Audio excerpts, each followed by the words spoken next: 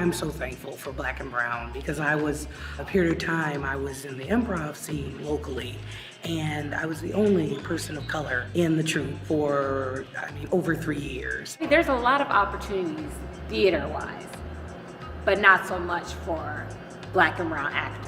I just didn't necessarily feel or see places where I felt culturally that I could see myself represented. Saw the audition for Black and Brown Theater, and then it just opened up a whole new world. People of all backgrounds to kind of collaborate. I'm like, why not go to this audition? Emilio was actually my drama teacher back in high school in Mumford. He got me into a couple plays. He had me be the production director on those plays doing lights and sounds. All of a sudden, I became an actor. Emilio came up to me and he said, you know, we're looking for actresses of color in their 40s and we'd like for you to join our database. So I said, cool. And that's basically how I started. The best thing is the challenge. So we recently did Scarlet Letter. Emilio really challenged me to open up and think about why a certain character is doing a certain thing, what kind of choices a character makes, what would the physicality be. Thou bears the black garments of the priesthood. Thou ascends the sacred death, and turns thy pale face heavenward. Thou who hast laid the hand of baptism upon my children. Scarlet Letter definitely taught me how to take pause and live in the moment on stage.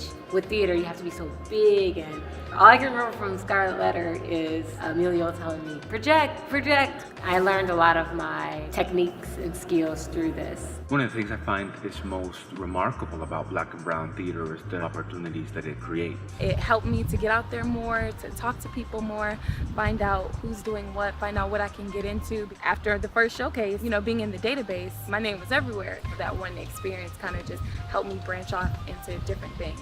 When he actually made the database and I gave him my information, I actually started noticing that I got a lot of calls directly, a lot of emails directly from people, looking for people of color. I don't think I would have gotten that being, just at school or just in another theater. My mother is a cloud. I go to the hill, go to the top of the hill to talk to my mother. Top of the hill to talk to her every day. Yeah, so it is keep it her. Yes. He saw something in me that I didn't see in myself, so just kept it going and turned into something great. Finding somebody that pushes you, finding somebody that decides to invest the time to help you get better, it's just a great thing. He has a specific design of how he wants things to go, and he leads us and he really pushes us to where he wants to go. He said, I'm hard on you because I believe in you. That's the one thing that I still remember. Working with Black and Brown has definitely allowed me to evolve and grow as an actor. You're working with a lot of diversity, which allows you to explore your talent, expand your talent. It allows you to use other tactics that you wouldn't normally use because you're so used to performing in a certain way. No one was really talking about, why a diverse group weren't being casted. And for that to be in our first showcase, it was it hit the nail on the head. I wish we could produce it. But you said you liked it. I do. I just can't use you in it. What do you mean? Well, your cast is just a little too... Friendly? Maternal. Malicious. Attractive. Colorful. I know that we're gonna be talking about something important each show. When you see Black and Brown presents Frankenstein, Black and Brown presents Scarlet Letter, you're like, this has to be something different. This has to be great.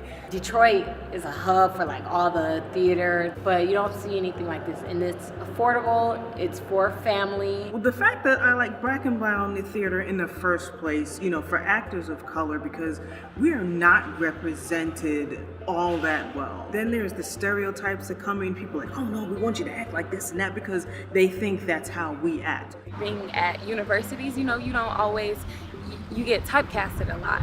There may be 1 or 2 theaters in the Metro Detroit area that's looking for a Latino actor for one of their shows in the season.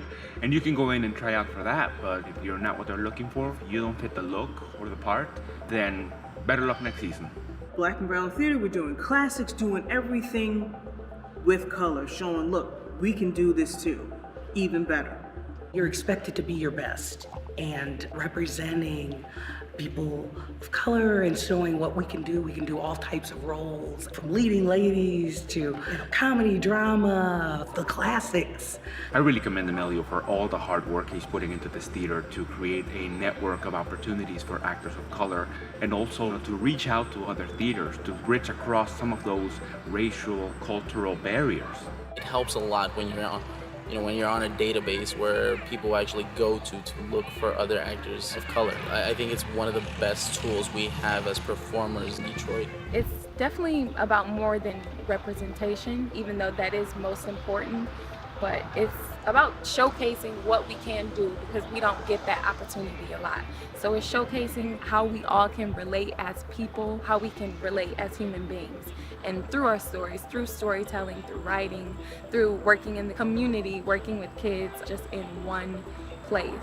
Black and Brown Theater has literally changed my life, and I appreciate everything that they have done for me. It just validated me again. I'm like, that's right. I do have talent. I have something to give. I have something to offer. Black and Brown Theater, just bringing it around to giving a voice to people of color and having them come out and say, hey, I want to do this too. So it can grow. So come join us. Come on.